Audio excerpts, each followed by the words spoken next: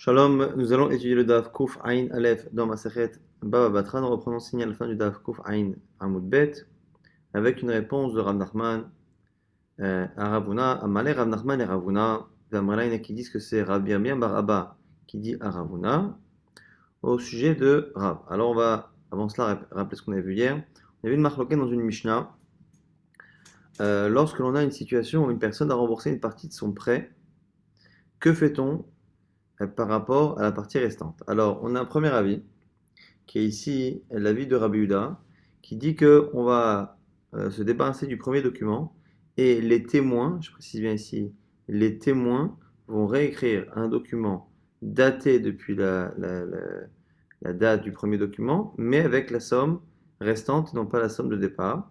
Selon Rabbi aussi, on laisse le document chez le prêteur, simplement pour pas que le prêteur puisse réclamer la totalité de la somme dans le futur alors qu'une partie a été payée, le prêteur écrit à l'emprunteur un reçu comme quoi il a bien été remboursé d'une partie de la somme. Ça, c'est Rabbi Yehuda.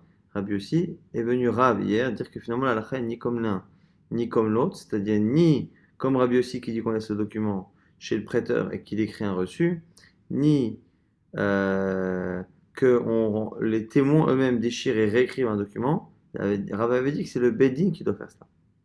Vient Rav Nachman, Rabbi Yirmiyah Rabba, et vient objecter en disant Ish mi'ala le Rav hadetanya. Si Rav avait entendu la braïta suivante, il aurait changé d'avis. Pourquoi?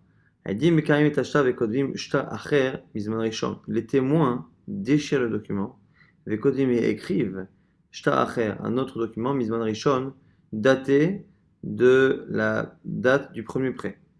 Ava Darbe, il aurait changé d'avis. Donc, la Gemara a cité ici une braïta, une partie d'une braïta qu'on étudiera un peu plus tard dans le DAF, mais qui montre que, a priori, ce sont bien les témoins ici qui doivent déchirer. Amarle, réponse de Ravuna, Shmi Ale, il a entendu cette braïta. Vélo à Darbe, et malgré cela, il n'a pas changé d'avis. Pourquoi? Bish lama bedina, parce que la limite, lui, il peut accepter que le bedin, que un tribunal puisse déchirer et réécrire un document avec une date qui est finalement fausse, puisqu'on réécrit une nouvelle date, mais à partir d'une date ancienne.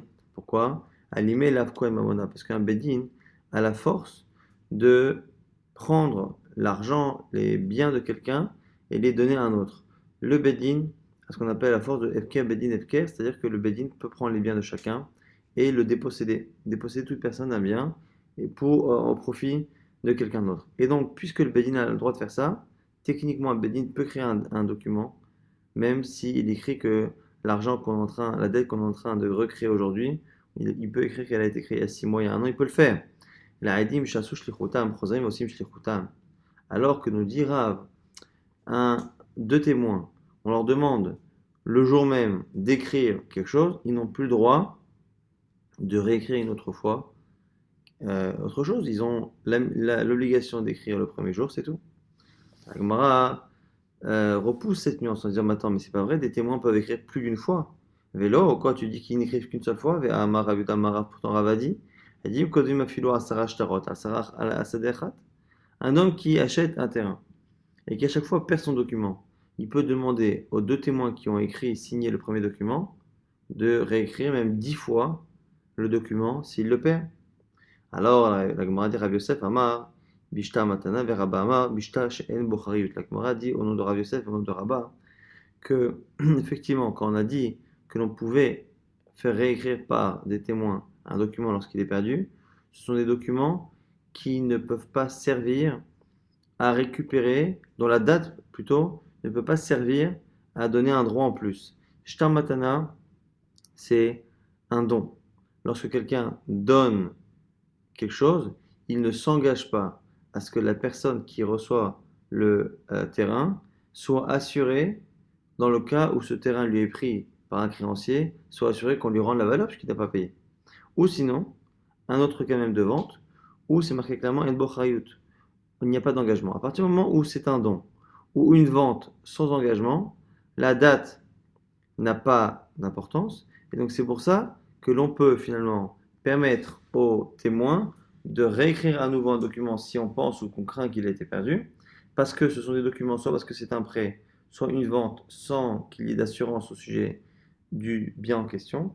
Ces deux types de documents font que la date ne peut pas servir à donner un droit. Alors que si on est dans une vente classique avec Achariyut, si la vente s'est faite à telle date, la personne qui a acheté ce terrain aura la possibilité, grâce à ce document, d'aller récupérer d'autres biens. Si quelqu'un d'autre, euh, si un créancier lui a pris ses biens, il pourra utiliser la date pour aller récupérer chez un autre acheteur postérieur. Et donc la date a une force de loi, et c'est pour ça que les témoins ne l'écrivent pas. Donc finalement, ce qui ressort ici selon Rav, c'est qu'on ne peut pas demander à des témoins de réécrire un document à une date, alors qu'ils écrivent sur le document une date antérieure. Même si c'est vrai, même si ça rappelle un document et un fait qu'ils ont vraiment vu à l'époque, ils n'ont pas le droit de le faire. Un beth din, par contre, peut le faire. Et c'est pour ça que finalement, Rav ne tranche pas comme Rabbi Yossi, que on laisse le document chez le prêteur et que le prêteur écrit un reçu. Il tranche plus ou moins comme Rabbi Yehuda, qu'on déchire le premier document pour en écrire un nouveau. Simplement, là où Rabbi Yehuda, dans la Mishnah, autorisait les témoins à le faire comme dans la Braïta, on voit ici que Rav n'accepte de ne le faire que à travers le Beddin. Maintenant, la Gemara va nous rapporter ces fameuses Braïta qu'on a citées, qui étaient censées faire changer d'avis Rav et qui ne l'a pas fait. Maï Braïta. Quelle est cette Braïta dans son intégralité? Détania, c'est une Braïta qui dit, on enseigne, Are Shayu no Shimbo, Elezuz, quelqu'un à qui on réclamait 1000 zouz, ou paramem Chamesh zouz, et il rembourse un jour 500. Elle dit, mais Karim et Ashtar.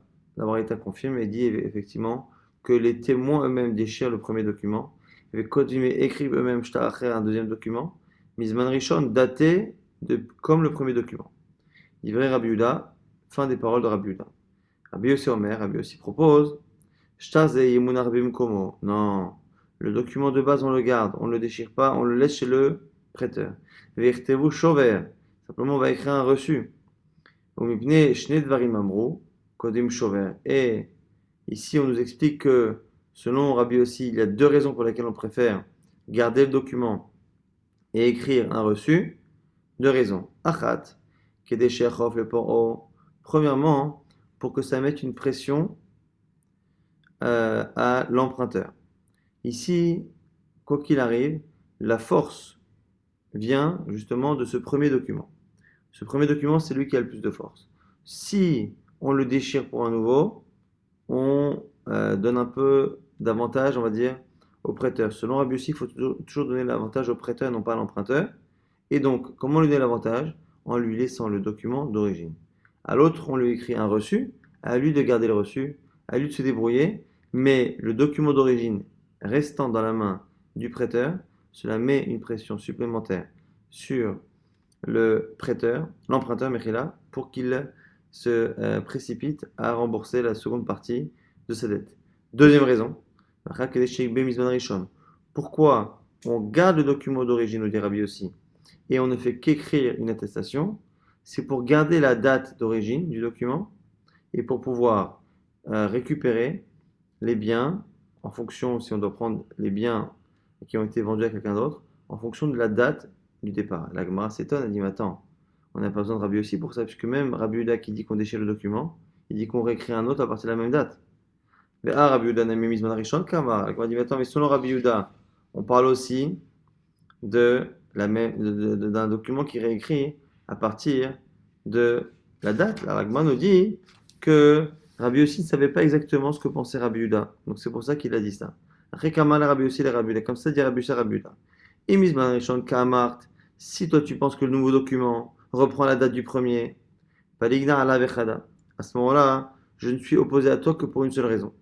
La raison qu'on a dit, c'est que moi au moins, en gardant le document dans les mains du prêteur, cela met une pression à l'emprunteur. Mizman Sheni Kamart, si toi tu dis que non seulement on ne lui laisse pas le document, en plus on réécrit une nouvelle dette, et une nouvelle dette à partir d'aujourd'hui, j'ai une deuxième objection, et une deuxième raison de faire comme moi. Paligna alach vetarté, j'en ai une deuxième. Pourquoi? C'est le fait que moi au moins, je bénéficie également de la date d'origine. Tanou Rabbanan, la nouvelle Braïta maintenant, avec un shtar qui n'est pas Mugda mais Ochar. Donc c'est pas un document sur lequel on a changé la date pour mettre une date antérieure, mais une date postérieure. Shtar Shezmano Katou Beshabbat ou Basara Betishri. Un document sur lequel il y a marqué une date, et que cette date s'avère être une date de Shabbat ou une date de Tishri, donc la date de Kippour. Et non, on part du principe évidemment que des témoins, sauf faire, ne vont pas signer, écrire pendant Shabbat ou Yom Tov ou Kippour. Alors qu'est-ce qu'on dit là-bas? On dit Ishtar Meucha'u. On dit que c'est un document qui a été daté à l'avance par rapport à une date future. Vekacher, et il reste caché le document. Dit vrai Rabbi Yehuda, ça ne pose pas de problème. Rabbi aussi possède. Rabbi aussi dit que c'est pas soul parce que justement la date n'est pas bonne. Alors Rabbi Yehuda, Balom Aseva Lefanecha Betzipore. Rabbi Yehuda lui dit, mais comment tu peux dire que c'est pas bon? Alors qu'il y a une histoire un jour qui t'est arrivée à Tzipore, où on t'a apporté un document de ce type, et Charta, tu as dit que le document était caché. Amarlo répond Rabbi aussi, chez Ksharti, Bazeir Sharti. Lorsque j'ai dit que c'était bon, c'était dans ce cas-là précis, de Shabbat ou de Kippour. Alors la Gemara dit, Rabbi Yehuda Nami Bazek Amar. La Gemara dit, mais c'est là-dessus que Rabbi Yehuda discutait avec lui. Alors la Gemara va expliquer quand est-ce qu'il y a une marloquette et quand est-ce qu'il sera d'accord. Marabi Pedat, Akol Modim, chez Imus Kaknu, les Onato Shel Shtar. Tout le monde est d'accord que si on a une date, qu'on cherche la date et qu'on voit et que ça tombe vraiment un Shabbat ou un Kippour, Sharmochahu et Kacher. Tout le monde est d'accord que le document est Meucha et Kacher. C'est ça l'histoire qui a Tziporé. Donc, on avait mal compris la marloquette Rabbi Yehuda, Rabbi aussi. Si réellement on a une date et que de cette date on voit que ça tombe Shabbat ou Kippour, donc c'est certain que c'est une date qui a été inventée à l'avance, qui a été écrite à l'avance, c'est sûr que c'est Mocha, et c'est sûr que c'est caché. C'est pour ça que dans ce cas-là qui est arrivé à Tziporé, Rabbi aussi a été marché. L'onech leku et la bishta Mocha be'alma. Vraiment la marloquette, elle est par ailleurs. Elle est dans un autre document. Un document sur lequel on n'a pas de preuve à 100% qui est Meocha, qu'il est un document sur lequel la date a été changée, et du coup, on pourrait se tromper. Et ça va être ça ici la discussion. Dans le cas là-bas de Kippour ou de Shabbat, personne ne peut croire que le document a réellement été écrit à la date qui est écrite. Donc, la personne ne pourra pas utiliser la date sur le document pour, faire quelque chose de malhonnête et récupérer de l'argent qu'il ne doit pas récupérer parce que la date même prouve que la date est fausse. Maintenant, la question il y a Marloquet Rabbi Yehuda et Rabbi aussi, c'est lorsque la date est faussée, mais qu'elle ne tombe pas un Shabbat ou un Kippour, ce qui fait que la personne pourra un jour faire croire que c'est la vraie date, est-ce que l'on craint que la personne puisse voler de l'argent avec cela? On verra pourquoi. La Gemara dit quoi? Des Rabbi Yehuda, l'État Amedamar Enkodim Shover. Selon Rabbi Yehuda, on n'écrit pas de Shover, on n'écrit pas d'attestation. Lorsque quelqu'un rembourse, on n'écrit pas d'attestation. Velo nafik mine churba. Et donc il ne peut pas y avoir de danger. Rabbi Yossel et Rabbi aussi pense que quoi? Un Markodim Shover. Il dit lui on écrit un Shover. Mais nafik mine churba. Et à cause de cela, il pourrait y avoir des accidents, des catastrophes. Pourquoi? Parce que imaginez qu'une personne se fasse prêter de l'argent. Donc elle se fait prêter de l'argent. Au moment où on écrit le document, on écrit un document. Mais le document, on l'écrit avec une date qui est avancée de plusieurs mois. Mais encore une fois, une date qui ne semble pas fausse. Maintenant, on sait que c'est avancé, mais plus tard, on ne sait pas. Parce que ce n'est pas une date de Shabbat ni une date de Kippour. Alors, que se passe-t-il? La personne écrit donc le document de prêt en début d'année, mais il écrit une date qui correspond à la date de fin d'année. Que se passe-t-il? La personne se fait rembourser. La personne se fait rembourser. Et comme on écrit un chauvert, la personne pourrait très bien dire, voilà, au moment où elle se fait rembourser, au lieu de te rendre le document, je l'ai perdu. Donc comme je ne l'ai pas, ou pour une raison ou pour une autre, je t'écris un reçu. Donc la personne garde le document, écrit un reçu à la personne, comme quoi, en milieu d'année, la personne m'a remboursé, et lui, que fait-il après? Il attend la fin de l'année, et à la fin de l'année, il ressort le document de départ, qui est d'une date maintenant qui est toute fraîche, puisque le document dès le départ avait été daté pour la fin de l'année. Il ressort et dit, ah, écoute, c'est vrai qu'au début de l'année, je t'ai prêté, tu m'as remboursé, mais maintenant regarde, tu m'as emprunté il y a 2 semaines, rembourse-moi. Et donc il utiliserait ce document-là. Mais ça, c'est parce que Kodim Shover. Ça, c'est parce qu'on tolère que la personne ne rende pas le document et qu'il écrive un reçu à la place. Selon Rabbi Yehuda, comme jamais la personne pourrait être remboursée si elle n'a pas rendu le document d'origine, même si la date est avancée, le document sera dans tous les cas rendu s'il y a remboursement et inversement. Donc du coup, il n'y a pas de raison de craindre quoi que ce soit. Maintenant, la Gemara propose de dire Amar Avuna Bered Rav Yoshua Filo le Mandama Kodim Shover, Anemia Palga, Avala Kulelo. La Gemara dit peut-être que ceux qui pensent qu'on écrit un Shover, un reçu, c'est que quand on rend une partie de la dette et pas tout. La Gemara dit Vélo, c'est faux. Afilo Akule Kaduna, même sur tout, on rend. Qui a Rav Yisrak Bar Yosef, Avamasik Bezouzé, comme l'histoire là-bas de Rav Yisrak Bar Yosef qui réclamait de l'argent Berabi Abba à Rabbi Abba. Talakame Rabbi Chanina Bar Papi, ils sont partis voir Rabbi Chanina Bar Papi. Amalé lui a dit Avli Zouzi, rends-moi l'argent. Amalé lui a dit Avli Shtara Ushkol Zouzar, rends-moi le document de prêt et je te rends l'argent. Amalé lui dit Shtara Cha Irkasli, j'ai perdu le document. Irtov Lecha Tavra, je vais t'écrire un chauvet, je vais t'écrire un reçu. Amalé lui dit Arab Shmuel Amret Avayu En Kodim Shover. Attends, Rav et Shmuel sont deux amoraïm importants qui ont dit qu'on n'écrit pas de chauvet. Alors, Rabbi Hanina Bar Papi, qui est ici le juge, va s'opposer à cette halakha de Rav Shmuel, mais par respect pour les premiers Amoraïm, il va prendre une expression pour montrer que son désaccord n'est pas un manque de respect. Alors, Manya Ivli Ma'afre de Rav Shmuel, que quelqu'un m'apporte de la poussière de Rav Shmuel, Raminan Ba'inin, que je la mette sur mes yeux, Ha Rabbi Yochanan Rashtakish, Damretavayu Kodim Shover. Mais malgré le respect que j'ai pour eux, Rabbi Yochanan et Resh Lakish, les deux ont dit que oui, on écrit un shover. Et même quand Ravin est venu, Eretz Israël, Amar Rabbi La, il a dit on Rabbi La, Kodim shover, on écrit shover. Donc du coup, ce qu'on voit ici, c'est que quand on a la discussion est-ce qu'on écrit shover ou pas shover, c'est sur toute la somme, quoi qu'il arrive, et on n'a pas de raison de distinguer toute la somme ou une partie de la somme. Qu'est-ce qu'on a vu ici? On a vu d'un côté Rabbi Shmuel, de côté Rabbi Yochanan, Resh Lakish et Rabbi La, qui correspond également à une marque entre Rabbi Yehuda et Rabbi aussi, est-ce qu'on écrit un shover ou est-ce qu'on n'écrit pas un shover? Et en fonction de cela, on va craindre ce qu'on appelle un shtar meocha, un document dans lequel on a écrit une date qui est postérieure à la vraie date. Encore une fois, pourquoi? De peur que si on accepte d'écrire un reçu, la personne qui a écrit un document en début d'année mais qui l'a daté en fin d'année, on a peur que la personne se fasse rembourser entre-temps. Au lieu de donner le vrai document, on donne un reçu et réutilise le document plus tard pour justifier un soi-disant nouveau prêt. Donc, l'Agmara nous a parlé dans la marloquette, à Moraïm, est-ce qu'on écrit un shover ou pas? Et l'Agmara dit Mistabra des Kodim shover. L'Agmara dit a priori, la logique voudrait qu'on écrit oui un shover, on écrit un reçu. Pourquoi dit c'est le un Kodim shover? Car si tu dis qu'on n'écrit pas, Avash Taro Sheze Yochal Halav Chade. Si on n'écrit pas de shover, comment faire dans le cas où la personne a perdu son document?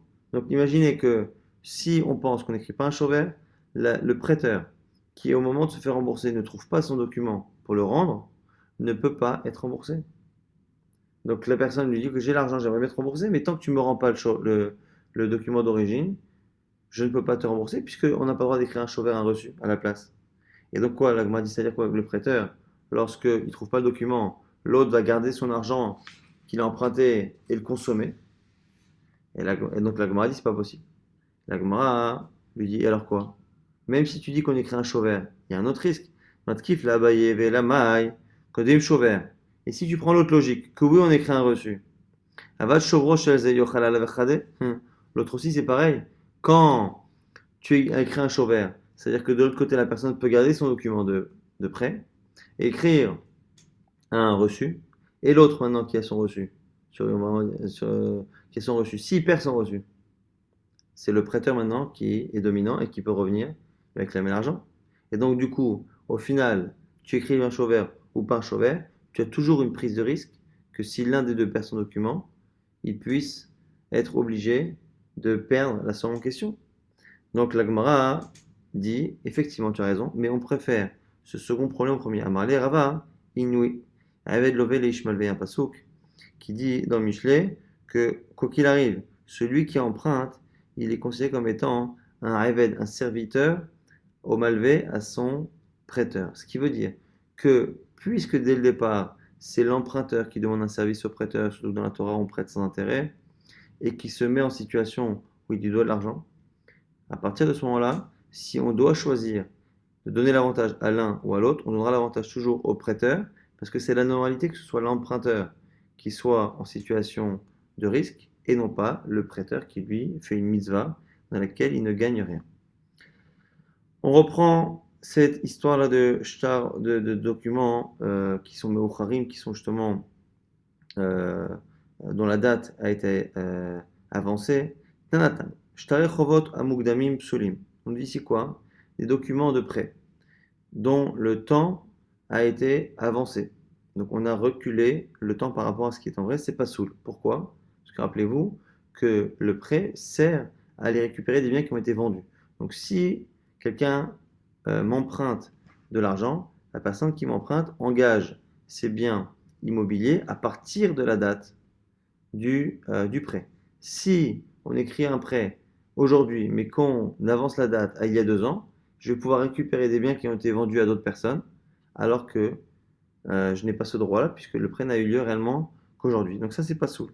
Mais Ucharim, Ksherim. Par contre, si on décide de reculer la date, c'est Kacher. Pourquoi? Parce que celui qui prête de l'argent et qui décide que l'on écrive la date pour plus tard, prend le risque effectivement qu'il ne pourra pas récupérer les biens vendus par l'emprunteur depuis la date d'aujourd'hui. Il perd ce droit-là pendant X années en fonction du retard qu'on a mis sur le document, mais à la limite, c'est lui qui l'assume. Tout ça, c'est que pour des documents de prêt. Mais pour des ventes, que la date soit avancée ou reculée, c'est pas ça. Maïta Malagma dit pose la question pourquoi. De peur qu'une personne achète un terrain en Nissan et qu'on écrit la date pour Tishri. Mitrame les ouzé bene au bene. Et que se passe-t-il? Entre-temps, celui qui a vendu retrouve de l'argent et comme il avait vendu son terrain que parce qu'il manquait d'argent, alors il rachète le terrain, donc il le vend en Nissan. Il le rachète. Le seul problème, c'est que l'autre a un document qui atteste que lui l'a acheté en ticherie. Et donc lui, le premier racheteur revient en ticherie et dit voilà, je te l'ai racheté maintenant, une seconde fois. Kataleb ticherie ou mitramé les œufs béné, il achète, vous avez une miné, il le rachète. Rima ticherie, lorsqu'il ticherie, m'a piqué. Le premier racheteur revient, il dit hop, je te l'ai acheté, va m'aller. Adas, 20 miné, je te l'ai racheté une seconde fois. Alors, comment dire, si c'est ça que l'on craint dans un document de vente, pourquoi ne pas craindre la même chose dans le cas du prêt? Et dire que le cas du prêt aussi, mais c'est un problème. Mais après, Shtari Alva Anami, dans un document de prêt, Zimin de Yazif Ben Nissan. Pareil, peut-être qu'il lui prête un jour en Nissan. Et dès le départ, on a dit que c'était autorisé que l'on mette la date plus tard. Kativle Shtara Betishri. Alors on écrit la date en Tishri. Mitramele Zouzé Bene au Bene. Et entre-temps, celui qui a emprunté a de l'argent, rembourse, ou parallèle, va marler à l'Ishtarai. Et il lui dit renvoie le document. Amarle lui dit Irkasli, je ne l'ai pas. Kativle Tabra, il lui écrit donc un Chauver, un reçu. Et lorsqu'arrive le document qui est sur la date du document dans Tishri, Mapikle, il lui sort, Ramalé lui dit Ane Ashtar, vous dites Minay, voilà, c'est là maintenant que tu viens de m'emprunter l'argent. L'agma dit Kasava En Kodim Chauver. Donc ce Tana là-bas dans la Mishnah qui a dit que l'on craint de créer une date plus tard pour des terrains, mais pas pour des prêts.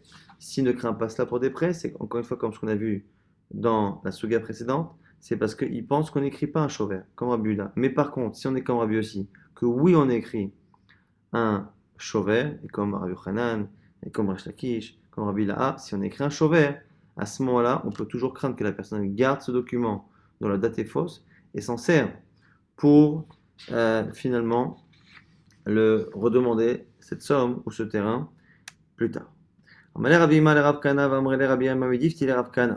L'Agma maintenant va poser une question sur la halakha actuelle. Veina, aujourd'hui, des kadvinan shtarem et uchare, où on tolère d'écrire des documents et d'avancer la date par rapport à la date actuelle du moment où on écrit le document. Le kadvinan tavra, mais par ailleurs, on écrit des shovarim, donc on écrit des reçus lorsque la personne rembourse. En gros, et c'est pour ça qu'entre parenthèses, comment peut-on faire un truc pareil? Puisque jusqu'à présent on a vu qu'il fallait, pour ne pas avoir de risque, respecter une logique. Si je dis qu'on écrit des reçus, je ne peux pas tolérer qu'on écrive une date postérieure sur un document.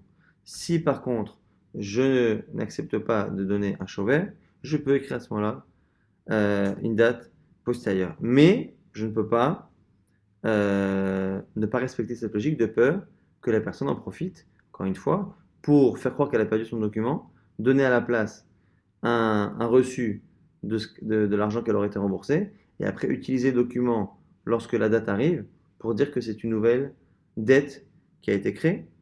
Alors la Gemara propose, Bata Amar les Rabbi Abba, les frères Rabbi Abba a donné des ordres aux sofrim, aux scribes, qui kativu shtam ochel, lorsque vous écrivez un document et que vous repoussez la date qu'il y a dessus, kitvu achi, écrivez dessus, shtara denan lo bizmene kadvinan, et là, charnuha vekadnu. Le document ici n'a pas réellement été écrit à la date qui est marquée, mais nous avons simplement reculé la date. Ce qui veut dire que on l'a reculé pour certaines raisons, pour que certains effets prennent plus tard, mais on ne pourra pas faire croire que c'est réellement une nouvelle dette qui s'est créée au moment de la fin de l'année.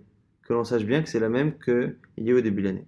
Ça, c'est une première règle qu'a proposé Rabbi Abba, qui a ordonné Rabbi Abba à ses sofrim pour éviter cela. Amalé Ravashi et Rav Kana, hein, le problème de Ravashi, c'est que il a beau dire ça, euh, Rabbi Abba, le problème c'est que halachiquement les gens ne font pas ça. Vaïna de l'okardien halachi, mais aujourd'hui on ne fait pas ça non plus. Comment tolérer que l'on tolère de donner des shovarim et de l'autre côté que l'on écrit des documents mais au charim. Batadama les Rav Safra les Safra. Donc, il m'a dit oui mais Rav Safra maintenant il a dit autre chose au sofrim. Qui cative au Haneta vraiment, cette fois c'est dans le reçu qu'on va avoir une protection. Si vous connaissez la date du document, à ce moment-là, vous l'écrivez dessus. Ilo, sinon, kitvu stama. Vous écrivez stam, que c'était remboursé. Des kolemat, des nafik. Donc, quand vous n'êtes pas sûr de la vraie date du document, vous n'écrivez rien de telle sorte à ce que le chauvert, encore une fois, la crainte était quoi? Était qu'on prête de l'argent en début d'année. Mais au lieu d'écrire la date du début d'année, on écrit la date de fin d'année. La personne prête de manière effective en début d'année. En milieu d'année, la personne rembourse.